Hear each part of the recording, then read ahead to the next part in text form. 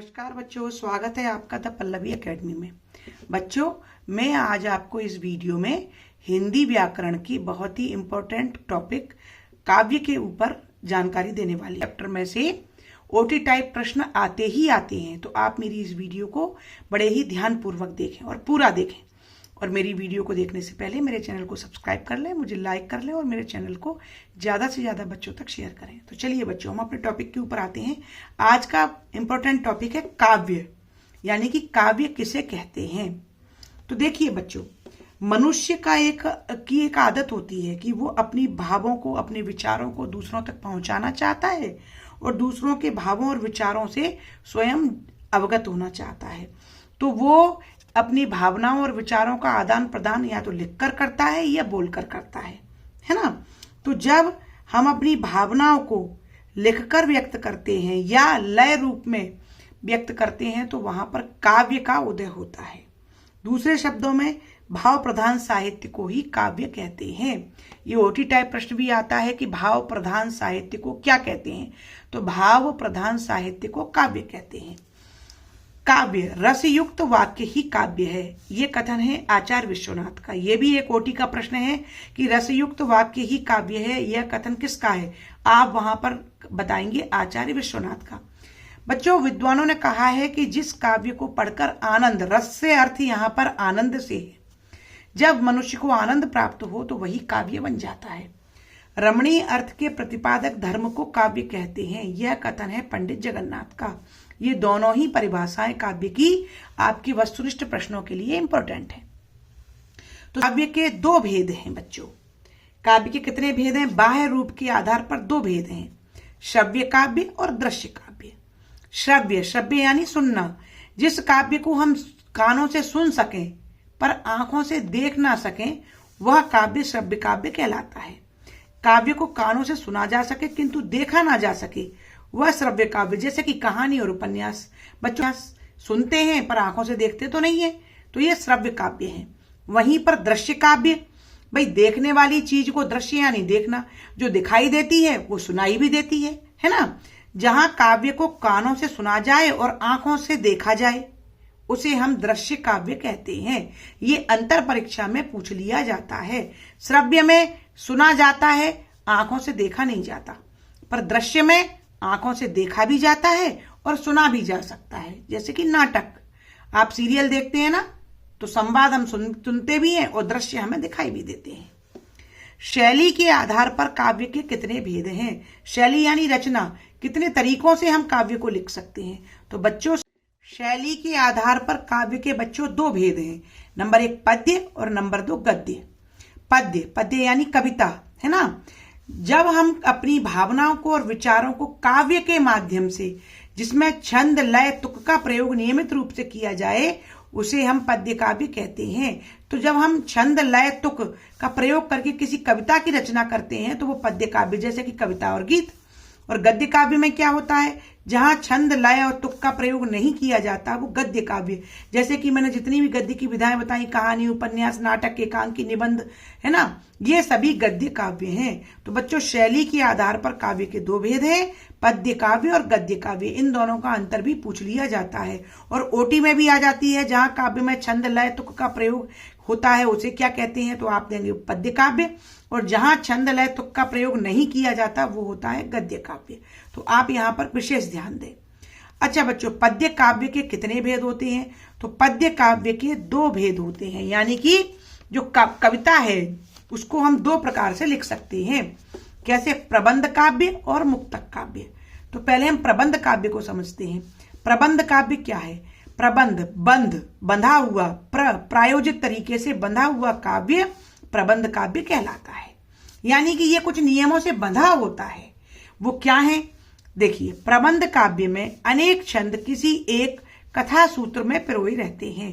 प्रबंध बदला नहीं जा सकता, एक छंद का दूसरे छंद से पूर्वापर संबंध रहता है। यानी कि जो प्रबंध काव्य की रचना होती है, इसमें बच्चों अनेक छंद का प्रयोग होता है और वे अनेक छंद मिलकर किसी कथा का वर्णन करते हैं, पर वे छंद एक दूसरे से जुड़े होते हैं, उनका क्रम नहीं बदला जा सकता। जैसे कि बच्चों रामचरितमानस में गोस्वामी तुलसीदास जी ने राम जी के संपूर्ण जीवन का, जन्म से लेकर और उनके संपूर्ण जीवन का वर्णन किया है, और वो पूरी कथा उन्होंने कही है। तो वो कथा में रामचरितमानस में दोहा, चौपाई, सोरठा, सवैया, छंद आदि के का प्रयोग हुआ है। लेकिन वो इस प्रकार से लिखे गए हैं कि हम ऐसा नहीं कर सकते कि भाई चौपाई को पहले कर दें, छंद को बाद में कर दें, या छंद को पहले गा लें चौपाई। जिस सीक्वेंस में वो लिखा गया है हमें उसी सीक्वेंस में पढ़ना होगा, क्योंकि वे एक दूसरे से जुड़े हुए हैं, उनका क्रम नहीं बदल सकते। क्रम बदलने पर पूरी जो कथा है, जो संवाद है, जो वर्णन है, वो सारा बिखर जाएगा।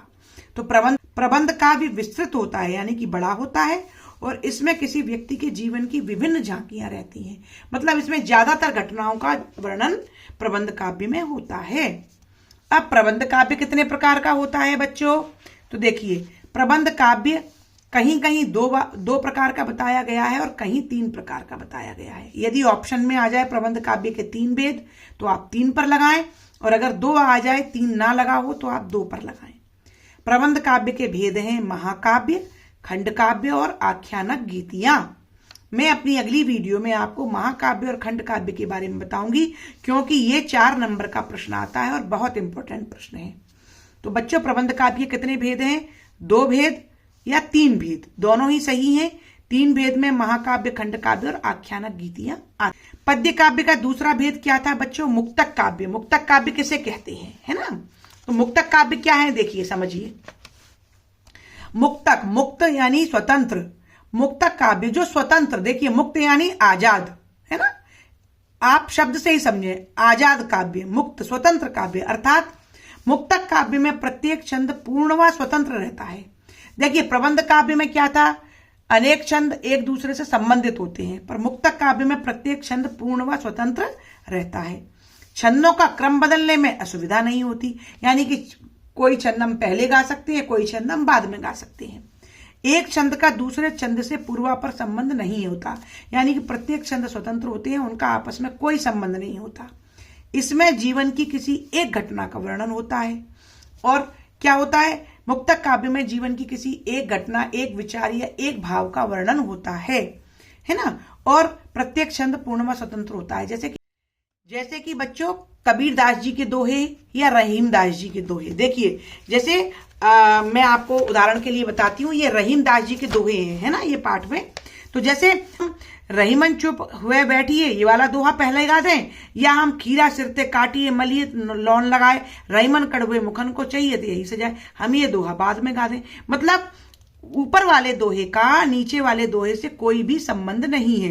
रहीमन चुप वे बैठिए, देख दिनन को फिर, जब नीके दिन आइए बने तो न लगिए दे। रहीमदास जी कहते हैं कि बुरे दिनों को, जब हमारा बुरा समय चल रहा हो या विपरीत परिस्थितियां हो, तो हमें चुप होकर उस समय, सही समय का इंतजार करना चाहिए, क्योंकि जब अच्छे दिन आएंगे तो बात बनते देर नहीं लगेगी। और नीचे वाले दोहे में क्या कह रहे हैं? खीरा सिरते काटिए मलियत लौन लगाए, रहीमन कड़वे मुखन को चाहिए तो यही सजाए। यानी कि रहीमदास जी कहते हैं कि कड़वे मुख वालों को, यानी कि जो कड़वी बात बोलते हैं, जो हमेशा दिल दुखाने वाली बात बोलते हैं, ऐसे लोगों को क्या करना चाहिए, क्या सजा देना चाहिए? जैसे खीरे के सिर को काटकर हम उसको नमक लगाकर उसकी कड़वाहट को दूर करते हैं, इसी प्रकार से कड़वे मुख वालों को ये सजा देनी चाहिए। तो देखिए बच्चों, ऊपर वाले दोहे का और नीचे वाले दोहे के दोनों के अर्थ अलग हैं, इनका कोई भी संबंध आपस में नहीं है। तो ऐसी स्थिति में हम कोई सा भी दोहा आगे पीछे क्रम में बदल सकते हैं। तो इसका अर्थ हुआ कि ये क्या है? ये मुक्तक काव्य है, जहां पर एक छंद का दूसरे छंद से कोई संबंध नहीं होता, छंदों का क्रम बदलने में कोई भी असुविधा नहीं होती, प्रत्येक छंद पूर्ण व स्वतंत्र होता है। इसमें किसी एक घटना, किसी एक विचार का वर्णन होता है। उदाहरण के लिए कबीरदास के दोहे या रहीमदास जी के दोहे। मुक्तक काव्य के बच्चों 2 भेद हैं। मुक्तक काव्य का एक भेद है पाठ्य मुक्तक, इसमें किसी भाव, कल्पना, विचार, रीति का चित्रण होता है, इसे पढ़ा जाता, ये अक्सर गाया नहीं जा सकता। और दूसरा होता है गेय मुक्तक, इसे गीत या प्रगीति भी कहते हैं, इसमें लय की प्रधानता होती है बच्चों। तो मुक्तक काव्य के कितने भेद हैं? 2 भेद, पाठ्य मुक्तक और गेय मुक्तक। बच्चों, अब मैं आपको प्रबंध काव्य और मुक्तक काव्य में भेद बताऊंगी या अंतर बताऊंगी। देखिए बच्चों, प्रबंध काव्य में अनेक छंद किसी एक कथा सूत्र में पिरोए रहते हैं, जबकि मुक्तक काव्य में प्रत्येक छंद पूर्ण व स्वतंत्र होता है। प्रबंध काव्य में छंदों का क्रम बदला नहीं जा सकता और मुक्तक काव्य में छंदों का क्रम बदलने में असुविधा नहीं होती। प्रबंध काव्य में एक छंद का दूसरे छंद से संबंध होता है, जबकि मुक्तक काव्य में संबंध नहीं होता, प्रत्येक छंद पूर्ण व स्वतंत्र होता है।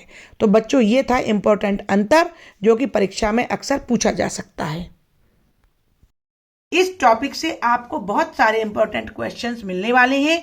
मैं अपनी अगली वीडियो में काव्य से रिलेटेड शॉर्ट क्वेश्चंस आपको देने वाली हूं, जो आपकी एग्जाम्स में हर हालत में आएंगे ही आएंगे। तो उसके लिए आप मेरी वीडियो को लगातार देखते रहें, मेरे चैनल को जल्दी से सब्सक्राइब करें और इसे ज्यादा से ज्यादा बच्चों तक पहुंचाने का कष्ट करें, जिससे कि वो बच्चे भी मेरी वीडियो से लाभ ले सके। और हाँ बच्चों, मेरी वीडियो को लाइक अवश्य करें, प्लीज प्लीज मेरी वीडियो को ज्यादा से ज्यादा लाइक करें। धन्यवाद।